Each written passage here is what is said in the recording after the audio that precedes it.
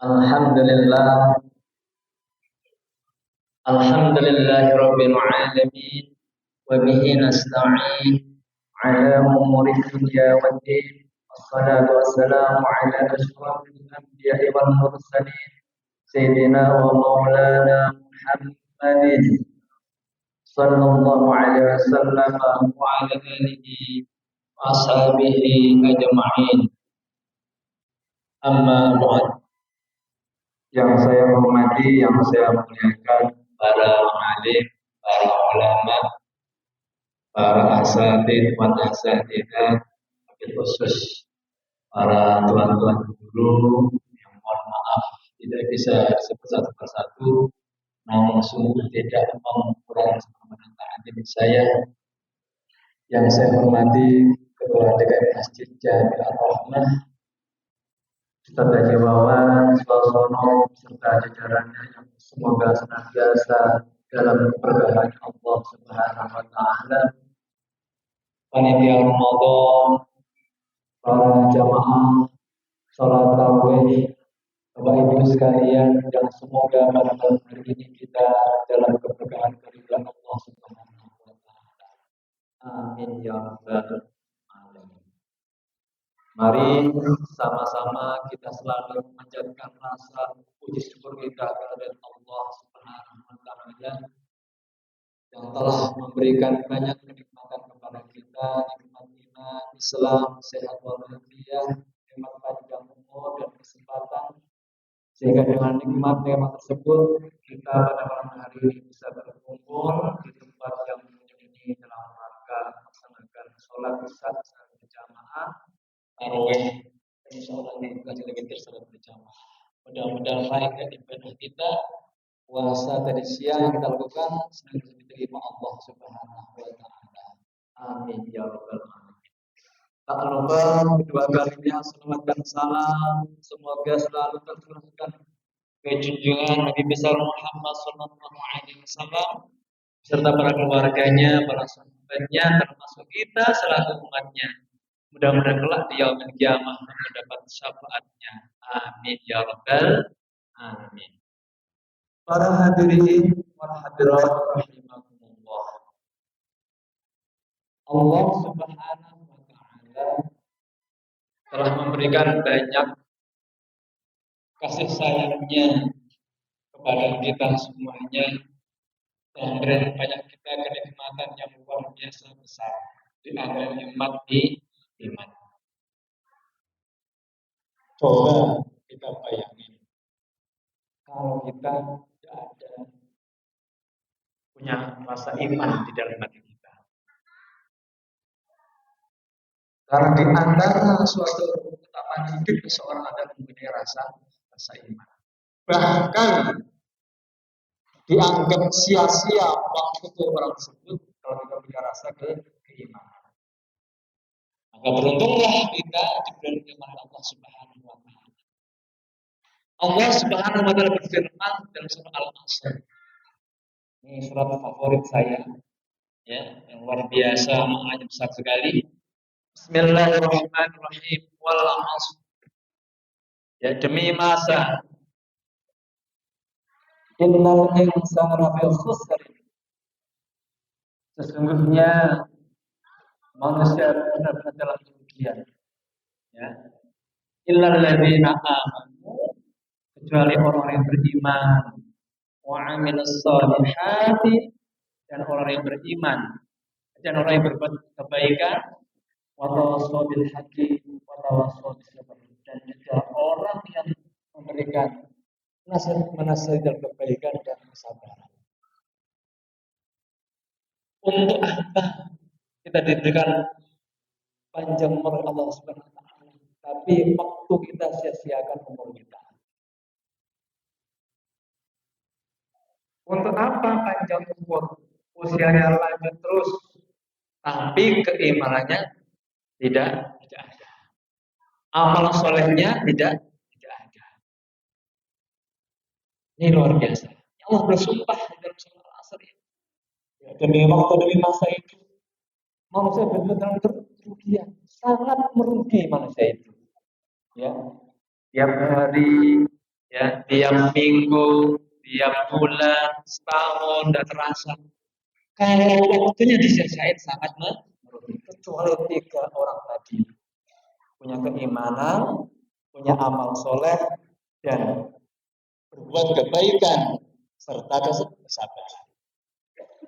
Oleh sebab itu, para jamaah yang dirahmati Allah Subhanahu wa taala, mumpung di bulan Ramadan, bulan penuh keberkahan ini, bulan penuh ampunan Allah Subhanahu wa taala, jangan kita sia-siakan. Bagaimana agar hidup kita ada nilainya? Sekarang kita perhatikan.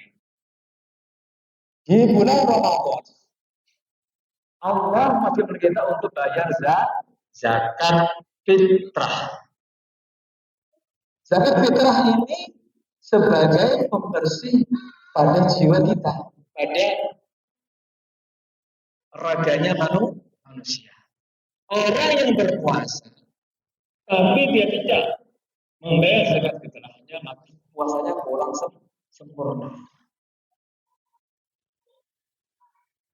Kelihatannya sepele, zakat fitrah ini. Ya. Tapi kadang-kadang kalau kita nggak perhatikan masa hukum tentang zakat fitrah, akhirnya apa yang kita lakukan? Akhirnya kadang-kadang amal perbuatan kita sia-sia. Karena kadang-kadang nyepelein masalah hukum zakat fitrah. Termasuk zakat mal juga sama. Zakat mal, banyak orang yang menyepelekan masalah zakat mal. Dengan alasan belum nisab, belum masa haul. Makanya agar tahu hukum haul itu seperti apa, sampai nisab itu seperti apa, tanyakan kepada ahlinya.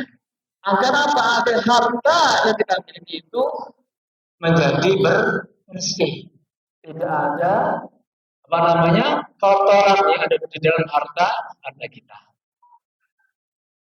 Contohnya, orang yang punya simpanan harta, kekayaan, ya, sampai setahun masa haul sudah sampai, terus perhitungannya sampai sudah sampai, sudah saatnya untuk mengeluarkan zakat malnya. Misalkan juga orang yang berniaga, berdagang, misalkan setelah lebaran dimulai dari bulan Syawal yang keberapa misalkan dihitung dari tanggal tersebut, tanggalnya dikeluarin itu. Oh ya, saya mulai dagang ini bulan Syawal tanggal sekian. Nah, nanti setelah ya berlanjut sampai mau mendekati lagi misalkan Ramadan, ya, karena zakat mal itu ya kalau dalam satu hal harus sudah mengeluarkan zakat malnya. Yang sudah masuk nisab perhitungannya harus dikeluarkan. Misalkan juga orang yang punya tabungan kita selama setahun itu ya utuh, tidak bayar apa-apa, utuh di tabungan. Jadi itu dikeluarkan zakat malnya. Ukuran nisabnya itu 85 gram emas. Dihitung 1 gram emas sekarang berapa? Dikalikan 2,5%. Itu dikeluarkan agar harta kita menjadi bersih dan bernilai di hadapan Allah Subhanahu wa taala. Jangan sampai kita lalaikan. Karena apa akibatnya? Kalau kita tidak kita zakati, nanti akan diminta pertanyaan Allah Subhanahu wa taala akhirat. Di harta benda kita, Pak, nanti di akhirat kalau kita zakati akan berubah jadi ular, akan menggerogoti pada manusia yang tidak mau bayar zakat hartanya. Jadi jangan dikira ya kekayaan kita yang kita simpan bertumpuk-tumpuk pasti semua nanti ada pertanggungjawabannya. Dari mana kita dapat harta itu? Dan untuk apa harta itu kita manfaatkan untuk apa? Nanti Allah akan tanya kepada kita. Jangan dikira hidup itu terus senang terus, tidak. Orang hidup itu ibarat adalah sebuah pesta hajatan. Orang hidup itu seperti orang yang pesta hajatan. Pasti namanya pesta itu pasti akan berakhir. Enggak mungkin orang hidup itu terus selamanya hidup. Pasti akan mengalami suatu namanya kematian. Jadi bagaimana kita mempersiapkan kematian kita dan siap-siap menanggung segala yang kita di dunia? Ya, kita harus mengerjakan segala perintahnya Allah dan menjauhi larangan Allah Subhanahu wa Ta'ala. Termasuk tadi harta kita keluarkan zakat malnya, dagangan kita keluarkan zakat tijarahnya, ya, simpanan emas kita yang paling ruah, ya, yang kita punya, ya, kita juga keluarkan zakat emasnya kita. Tabungan kita yang banyak berpuluh-puluh juta, kalau sudah masa haulnya dan sampai besoknya kita keluarkan zakat tersebut. Jangan sampai nanti akan menggerogoti atau menjadikan sesuatu yang buruk di akhirat nanti.